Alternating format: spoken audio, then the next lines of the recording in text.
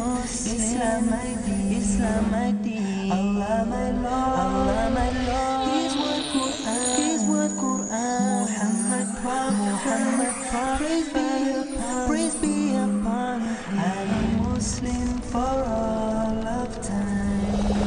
Look at me now, family around my deathbed. Assalamu alaikum wa rahmatullahi wa barakatuh, my dear brothers and sisters and dear viewers. Welcome back to the second episode on the topic 40 tips for reforming our homes. We have mentioned in episode 1, and one of the tips, tip number 1, was that to have a pious and righteous wife in order to have a strong and peaceful home, inshallah. And we'll carry on. Tip number 2 today is that as husbands, we should carry on striving and working hard to improve our mates, our partners, our wives, and improve their characters, make them excel in righteousness, become more obedient to the Creator. Allah subhanahu wa ta'ala mentions Surah Al Anbiya, فَاسْتَجَبْنَا لَهُ وَوَهَبْنَا لَهُ يَحْيَى وَأَصْلَحْنَا لَهُ زَوْجَهُ. So we listened to him and we granted him Yahya, and we cured his wife's barrenness for him. Because we know Zakaria alayhi salam, Prophet Zechariah, didn't have a child and his wife was barren. So Allah subhanahu wa ta'ala is saying that we are the ones who cured his wife. And barrenness is something which is incurable. So if Allah cured the barrenness, He can cure whatever defect or shortcomings or a problem your wife has. So we should not give up, because that is life. Life is give and take. Try to help each other. That's what is marital relationship. That's the meaning of the marriage. A husband and wife, they put their hands together and they help each other and they march and they go forward together. You help me, I help you. I have my own problems. I have my own deficiencies and weaknesses, and you have yours. And that is where a husband and wife, that is why we complement each other. No one is better than the other. We complement each other. So this is second tip. So in order to achieve this and reform the character of your partner, number 1, do the following. Teach her the deen. Teach your wife her deen. Because unfortunately, many Muslimat, many Muslim sisters, they don't know. Yes, her name is Fatima, Zainab, Aisha, etc.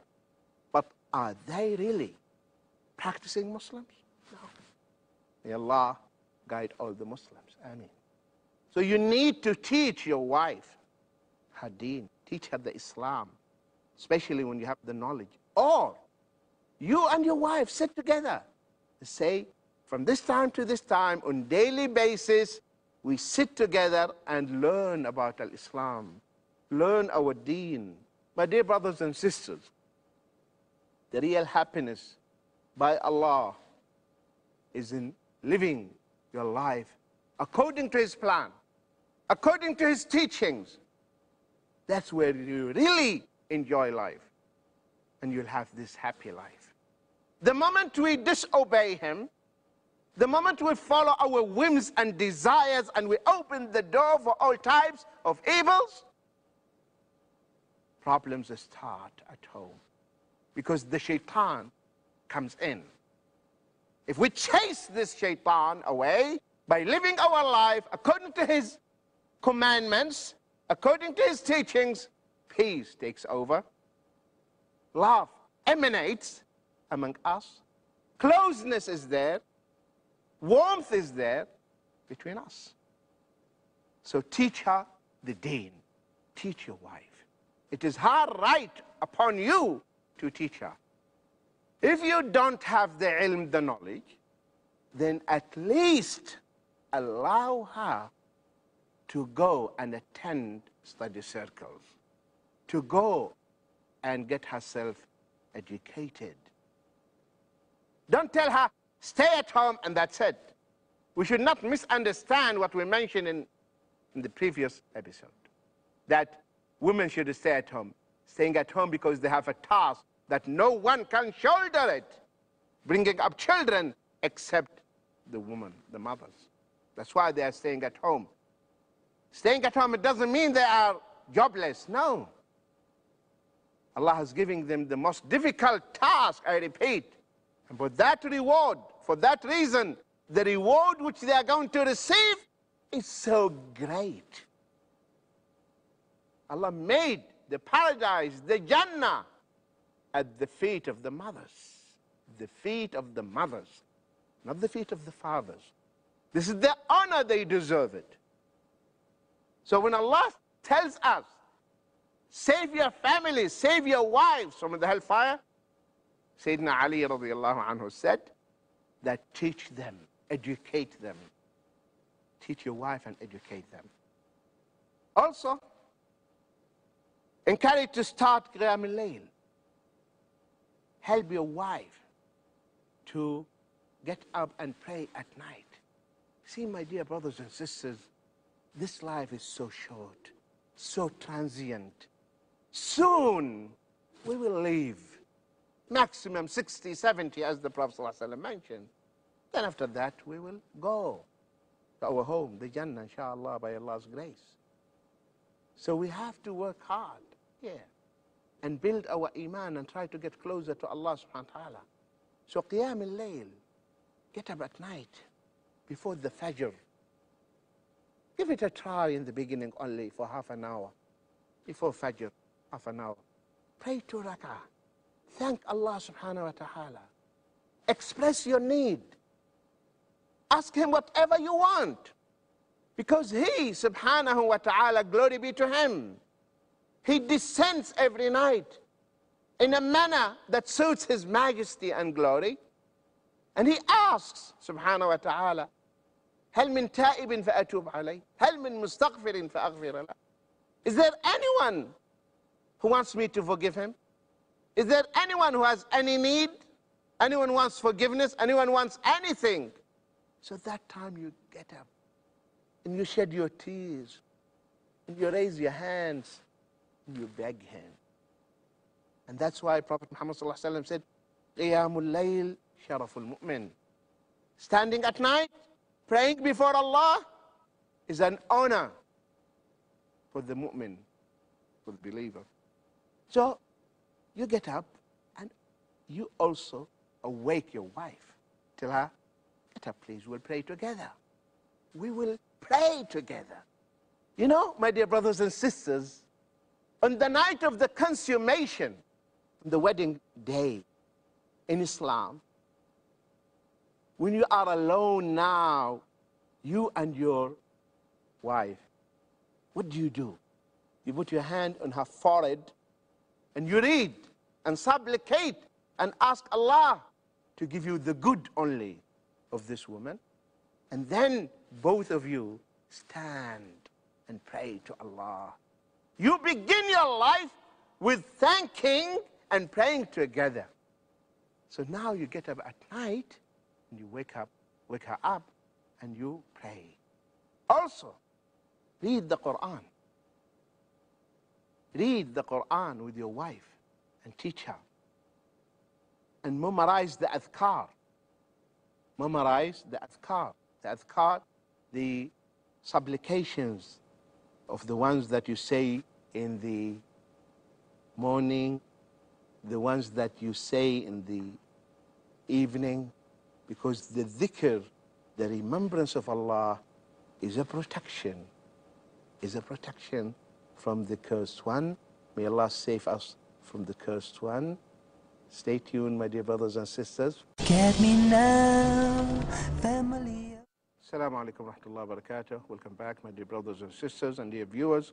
We were talking before the break about the second tip of reforming our homes, which is to try improving the character of one's partner, one's wife. And we mentioned some tips, inshallah, related to that, and we'll carry on.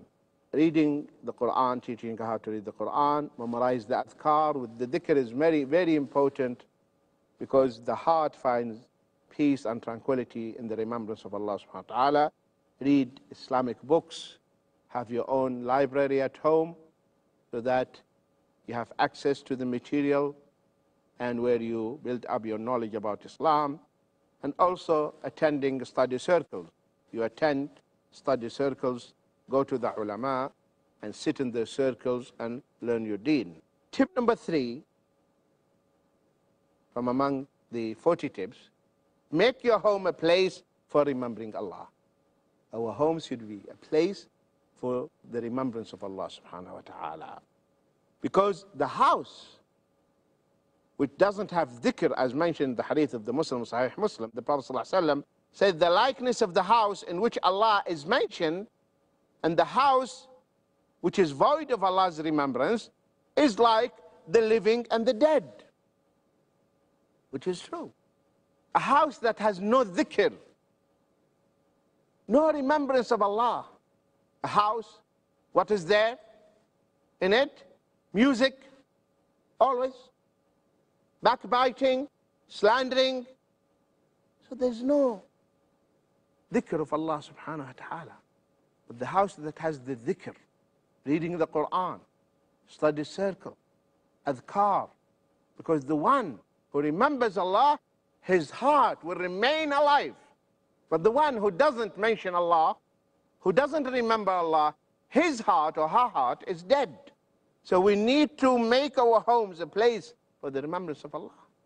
As a matter of fact, it is sunnah, and unfortunately it has been neglected for a long time, that every house should make a room, a place, at least one room. Make a room, make a place in that house, and this is masjid, the masjid inside the house. Masjid, where you pray jama'ah if the masjid is far away, or the women, they pray jama'ah in that masjid inside the house. So there is dhikr of Allah subhanahu wa ta'ala. Because the house that has Allah's dhikr, and mentioning Allah, and praising Allah, and thanking Allah, and always the tongue is wet and busy in the dhikr of Allah, this house will be illuminating, shining, radiating light. So the angels in heaven, they see that house, see this house has dhikr. The people, the inhabitants of this house, they are mentioning Allah subhanahu wa ta'ala. But if there's no dhikr, it is dull, dark, full of darkness, gloomy, full of troubles. And guess what? The shaitan has a place in it. Because there is no dhikr. We know that the Prophet ﷺ said, when you enter your house and you mention Allah's name, the shaitan cannot come in. But you enter the house without saying the dhikr. When one enters his house, you'd say, shaitan said, good night, well done. We are going to have a night here, a place to sleep at least. Stay the night in your home. So here we have to make our home a place for the remembrance and remembering Allah subhanahu wa ta'ala. Tip number 4, I mentioned it, which is to have a masjid in your home where you pray in that masjid, inside the house, where you have the study circle, where you have the Quran circle, the family, they get together, maybe for at least half an hour. Everyone will read 5 ayah or less than that, but on continuous and daily basis. Tip number 5, building the iman of the family members. The husband is in charge, responsible. So he has to work hard to build up the iman of every individual in his family. He builds his own, getting closer to Allah, and he helps others. The children, their mother, his daughters, his sons, because he is caretaker, shepherd, has to take care of the whole flock. Whole flock. Because the most important thing is the iman. You lose the iman, you lose everything. You have the iman, you have everything. You lose the iman, you lose everything. So the real loss is to lose the iman. And iman is the most precious thing in one's life, and he should maintain it and protect it because it's something precious and valuable. Prophet Muhammad ﷺ says in Sahih Muslim, "O Aisha, get up and pray your witr." See? So the Prophet ﷺ was telling his wife, get up, pray your witr. Don't waste time. It's time to stand before Allah subhanahu wa ta'ala and thank him. Also he said, as in Musnad Ahmad, Abu Dawood, Sahih al-Jami', he said, sallallahu alayhi wa sallam, may Allah's mercy be upon a man got up for the night prayer and then awoke his wife and she prayed. So this is how you build the iman. You build the iman by helping each other and doing righteous deeds. You got up for tahajjud, you also awake your wife. She, as the same hadith says, and if she got up, then also she awakes you for tahajjud. Tip number 6, saying the adhkars and the sunan that pertain to the house or the home. See, in Islam, what a beautiful deen Islam is. Islam is a code of life. Indeed it is. It teaches us everything. Whatever you want. Because Islam governs every aspect of life. Islam is with you from the moment you open your eyes in the morning till you go to sleep. Islam is teaching you for every step you move what to say. You wake up, what to say. You go to the toilet, wake up in the morning, Alhamdulillah alladhi ahyana ba'da ma amatana wa ilayhi nushur. Thanking Allah. All praises to Allah who gave us life after we were dead. Because we were dead, our souls were with Allah. Go to the toilet, you say what to say, seeking protection from the devils inside, etc. You came out, also dhikr. You prayed, dhikr. You are leaving your home, dhikr. What to say. You enter your car, dhikr. What you should say. Came back, so the adhkar. So saying the adhkars and sunan related to the home. The dua when you enter your home, Bismillahi walajna, Bismillahi kharajna, wa ala Allahi rabbana tawakkalna. It's beautiful dua. We enter our homes in the name of Allah subhanahu wa ta'ala. And also when you leave. And that when you say this dua, the shayateen actually, the devils, they tell each other, there is no home for you tonight. There's no place, there's no shelter. When leaving also, using the siwak is dhikr. Always. The Prophet ﷺ, it was his habit. Whenever the Prophet ﷺ entered his house, he would brush his teeth. This is in Sahih Muslim. And the reason that the Prophet ﷺ, he would brush his teeth, because he would kiss his wives. When he comes from outside, that's the first thing he does. He brushes his teeth, and then he kisses his wives. Tip number 7, reading Surah Al-Baqarah to chase away the devils. Yeah. Remember, the shayateen, the devils, as Prophet Muhammad ﷺ told us, he said, the devils, and this is in Sunan Sa'id ibn Mansur, authentic hadith in Sahih al-Jami' as well, he said, sallallahu alayhi wa sallam, the jinn, the genie, the devils, are 3 types. جن 3 أجناس اسم يطير اسم على شكل حيات وكلاب اسم يضعنون ويقيمون معكم. there are three types of jinn. One type, they fly. Another type, they take the forms of snakes and dogs. The third, they stay with you. They live with you in your homes. So the one type of the jinn, they fly. So if you see a human being flying in the air, it doesn't mean that he's Superman. It doesn't mean that he's a saint or righteous. No. This guy is carried by the jinn. The devils are helping him to do that. That's why Imam Shafi'i rahimahullah said, if you see the man flying in the sky or walking in the water, do not believe him till you check him according to the Kitab and Sunnah. Then the Prophet ﷺ mentioned the second type of the jinn, and he said they take the forms of snakes and dogs. Or the jinn, they have the ability to take different shapes. And then he said, and the third one, they stay with you. So the third type of the jinn, they live with us in our homes.